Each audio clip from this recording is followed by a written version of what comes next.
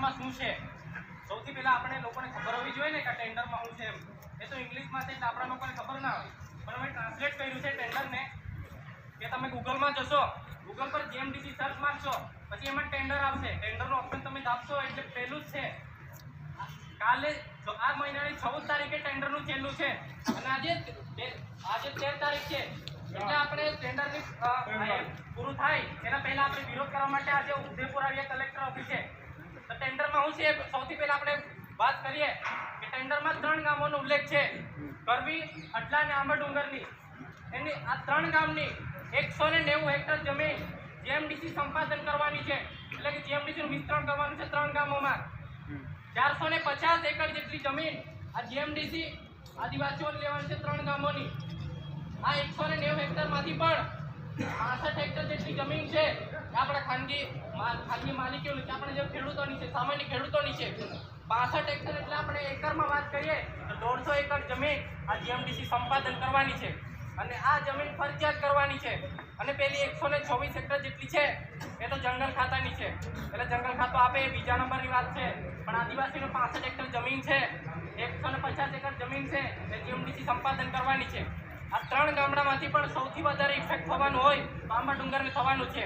આંબાડુંગરમાં સૌથી પહેલા ખેડૂતો હોશે કે કઈ ખેડૂતોને પૈસા જોવે છે, કઈ ખેડૂતોને વળતર વધારે જોઈએ છે એ જોઈશે કે આંબાડુંગરમાં 150 એકર મળી જાય છે કે કેમ. નથી મળતી તો ગરમી ખટલા આંબાડુંગરમાં આવશે. આંબાડુંગર આ 150 એકર જમીન પૂરી થયા બાદ આગળનો જે પ્રોસેસ છે એ ખેડૂતોને બીજી જગ્યાએ સ્થળાંતર કરવાનું, એની જે મૂળ સ્થિતિ છે, એનું જે માતૃભૂમિ છે અહીંથી હટાવીને કોઈ બીજી જગ્યાએ મોકલી આપવાનું. કચ્છના રણમાં આપણે જઈને આપણે બટાકા કરવાના, બાજરી કરવાની. આપણે અહીંયા શાંતિથી જીવન જીવીએ છીએ એ સરકારને નથી ગમતો એટલે આ પ્રોજેક્ટો લાવે છે, બરાબર છે. એટલે આપણા લોકોએ સમજીને સંગઠિત થઈને આજે આપણે કલેક્ટર ઓફિસ આવ્યા છે. ખૂબ સારી બાબત છે. આ જીએમડીસી કંપની આ 150 એકર જેટલી છે એ લોકોને આવી રીતે એક સર્વે કરવામાં આવશે, ડ્રોનથી સર્વે કરવામાં આવશે, પછી એક જાહેર સુનાવણી કરવામાં આવશે. સૌથી પહેલાં સોશિયલ ઇમ્પેક્ટ એસેસમેન્ટ એટલે કે સામાજિક અસર મૂલ્યાંકન કરવામાં આવશે.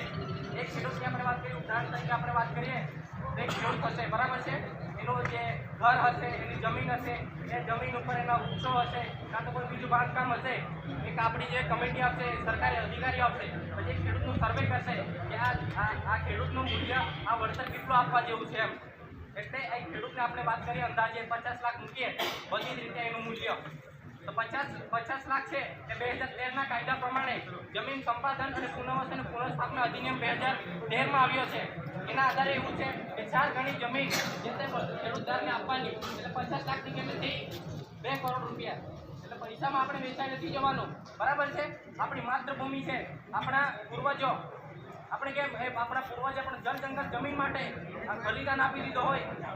ડાક્યામાં બિરસા મુંડા, કોમોરન વિવાહ, હવે જે આપણા પૂર્વજો આપણા જળ જંગલ માટે લડ્યા હોય અને આજે આપણો યુવાન જાગૃત હોય તો આપણે જમીન કોને આપવાની? નથી આપવાની, બરાબર છે.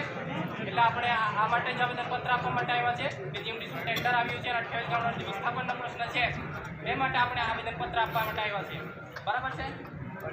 આંદોલનનું સ્વરૂપ આપવાનું થાય તો આના કરતાં વધારે સૌથી પહેલા આપણે ગાંધી ચિંધ્યા માર્ગે અને બંધારણને કેન્દ્રમાં રાખી આપણે કોન્સ્ટિટ્યુશનમાં જે રાઇટ્સ આપ્યા છે એ પ્રમાણે આપણે ગાંધી ચિંધ્યા માર્ગે એકવાર આપણે ટ્રાય કરવી જોઈએ.